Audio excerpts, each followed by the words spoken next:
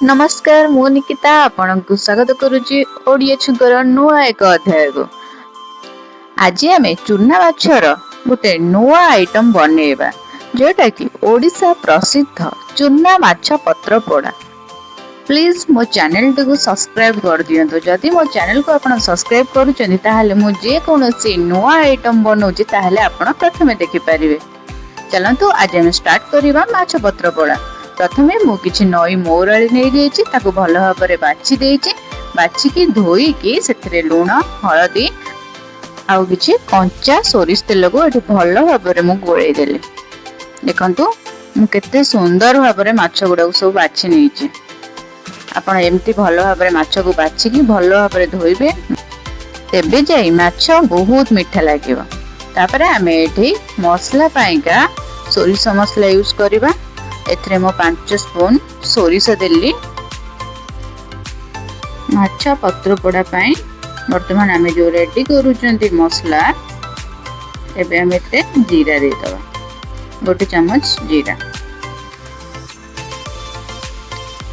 एबे पियाज रसुण आउ सुखिला लंका मु रखिछि। एठी रसुण 8-10 कोला आउ पियाज फाळे आउ सुखिला लंका। एबे आमे ए सब मसला को भल भाबरे ग्राइंड कर दबा जेमिति कि दरदरा रहिबनी। बिल्कुल दरदरा रखिबेनी, पूरा प्लेन करके बाटिबे। एबे आमे हळदी लूण गोळी की रखितबा माछ देहरे मसला को दे दबा। देखंतु म एठी बहुत चिकन करके मसला बाटिची। आपण भी एम्ति पूरा प्लेन करके बाटिबे मसला को। म एठी मसला दे देली। तापर एठी काटी की रखिची टमाटो गोटे आउ 3टा कंचा लंका। कंचा लंका तो न पड़िले पत्र पोड़ार टेस्ट ही आसीबनी, तेणु करी कंचा लंका मस्ट। वर्तमान टमाटो कंचा लंका को एथरे पक्के देली, मसला भी पक्के देइची। आउ किछि सोरिष तेल एथरे दबा। आमे जेते सोरिष तेल एथरे दबा काहे ना आमे एथरे भाजु नाती कोनोस प्रकार माछ को। वर्तमान जहा किछि भी तेल लागिवो केवल आमे कंचा तेल एथरे ही दबा। माछ पत्र पोड़ा एमिति एक आइटम समस्त पाटिलु लाड़ पड़ाई आसे। एबे मो मसला दिहरे सब किछि माछ को भल भाबरे गोळेइ देली। वर्तमान पत्र पोड़िया पाई का प्रिपेयर करबा। मु आज गैस रे ही पोड़ीबी काहेना समस्त पाखरे चुल्ली अवेलेबल न थाए।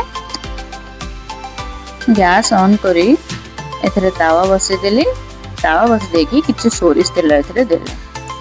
आज हमें पत्र पोड़ाटा को शाल पत्र रे पोड़ीबा।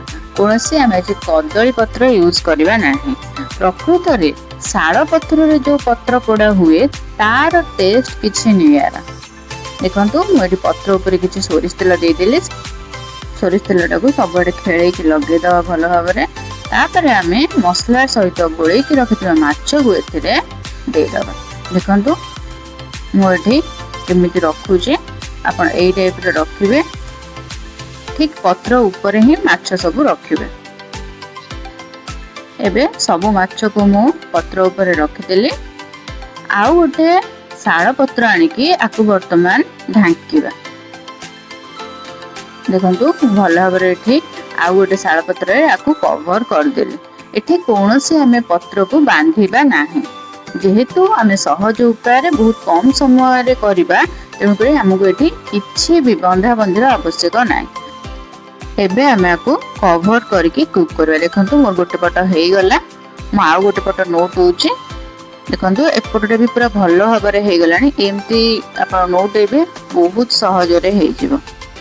एबे रेडी हेई जेइची ओडिशा प्रसिद्ध माछ पत्र पोड़ा। आपण थरे निश्चित ट्राई करंतु। ट्राई करी केमिति लागिला मते कमेंट रे निश्चित कहिबे। आ हां सब्सक्राइब करिया को बिल्कुल भी भूलिबेनी।